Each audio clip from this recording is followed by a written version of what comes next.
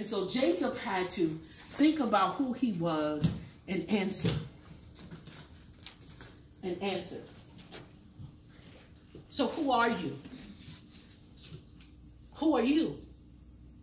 Right? God is asking, because we're in need of something. And we need God to move on our behalf. So who are we? I think about Abram and Sarai at the time. God had made a promise to them. The promise had not come. They had gotten tired of waiting for the promise. And he and God is talking to them, and they get in trouble. Because God reminds them, and what do? They laugh.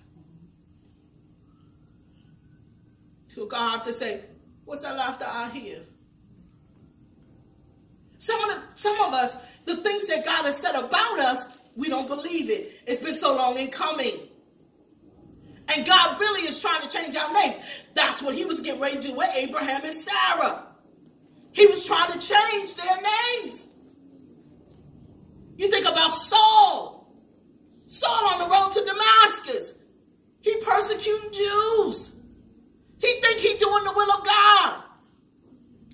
Right in the middle of that road, something comes upon him that he didn't ever think would. Things are happening in our lives that we never thought would.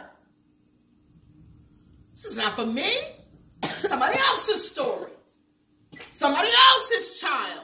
Somebody else's mother. Somebody else's husband. This is not supposed to be my story. This is where you find Saul. And Saul is like, oh my God. Now, it looked like a mess, but God was getting ready to change his name. You got to understand that right before God changes your name, great adversity comes. Great adversity comes. Things you never expected. People start acting in ways you never expected. Same stuff we used to do. How many times you had this bus trip? You had it before, it always come off. Stuff we always did. All of a sudden falling apart, they're not coming to pass, it's not happening. We know we need some money, we sell some fish dinners. Nobody want fish this Friday. What's happening with people? They don't eat fish on Friday no more.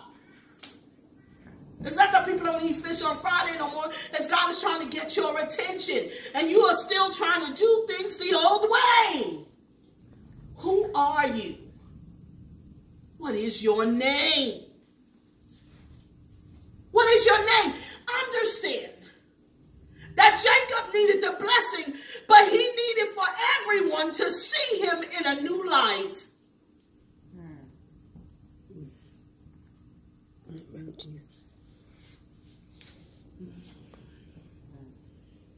Change Abraham and Sarah's name, Abram and Sarah's name. He needed them to see themselves in a new light.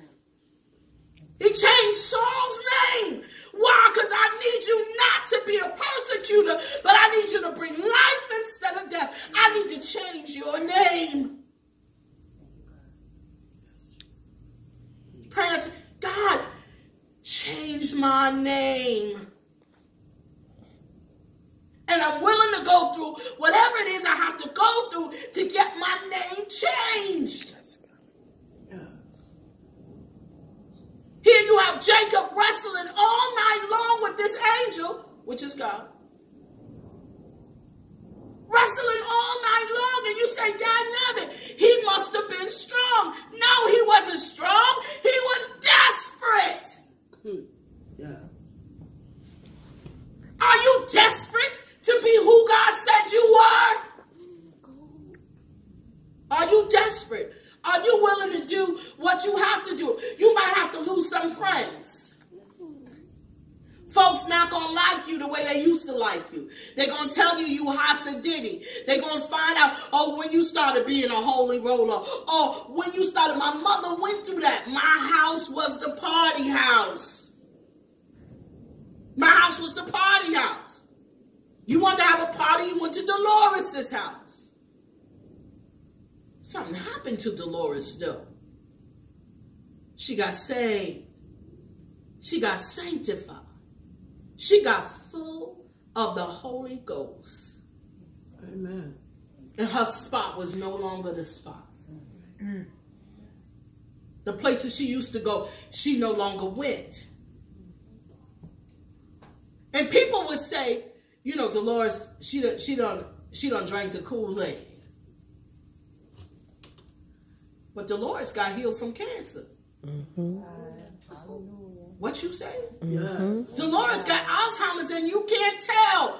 Dolores taught Bible study on Wednesday and the entire room got saved. Thank you, Jesus. Yeah. Thank you, God. Jesus. This is the woman with Alzheimer's or dementia, fighting to keep her faculties together. Yes. Thank you, God. What is your name? What are you going by? What do people see when they see you? Are you still the place they go to? When they doing what they know they're not supposed to do, and our excuse is this what they do. I think it's funny. That's why I said this message is for you. No, we have to have a standard. We have to have a standard. We have to stand for something. And we have to be willing to fight to get it. I don't know about you, but this Holy Ghost, it means too much to me. My life has been too changed for me to even consider something else. Thank you, God. Are you so desperate in a way? I don't know about you, but he kept me. He healed me. He saved me. He redeemed me. He justified me. He changed me. He washed me. He picked me up and turned me around. And I don't care what you say, I refuse to turn back. Amen. I'm like Jacob. I'm desperate. Because I need you to do something for me, God. I refuse to move from this spot until you do something for me. Daybreak is coming, but I really don't care if the sun get up in the sky and it's high noon. I can't let you go until I get what I need. Yes. Yes, God. I refuse. I refuse to let you go. Because they calling me by my name. They calling me by my name. And what we don't realize is that there is a lot in a name. My ex-husband, his name was Octavian. Prophet came into town and said, yeah, that's not your name. That's not your name. Your name is Elias. And he's like, I didn't understand that. And then we looked up who Octavian was.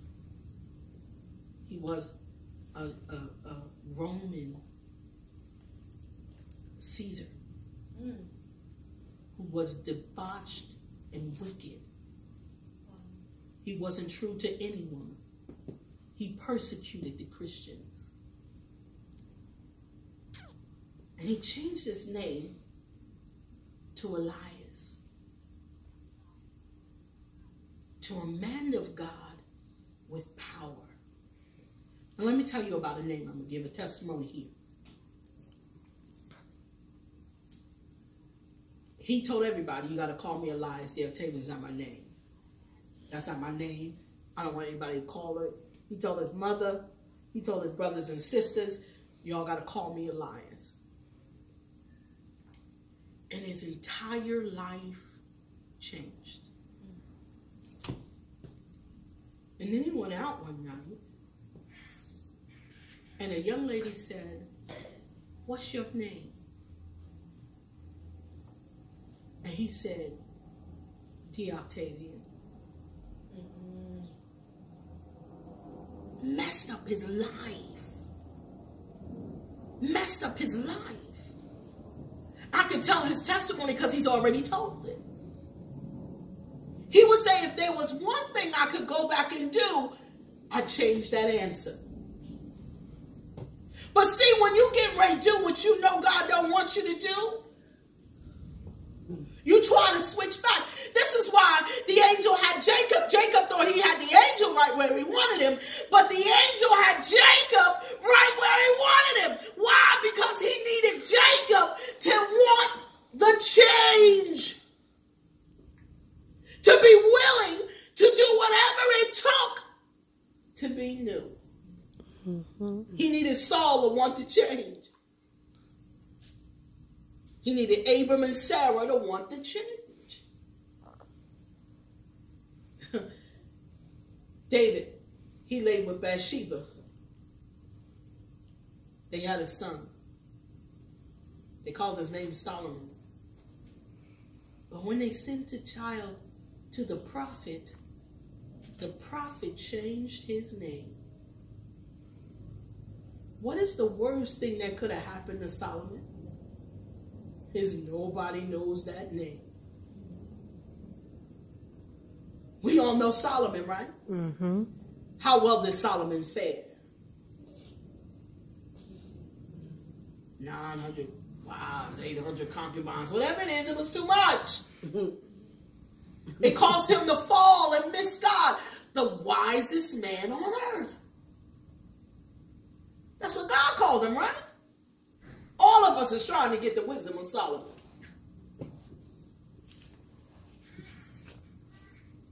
But that's not what God wanted him called. What is your name?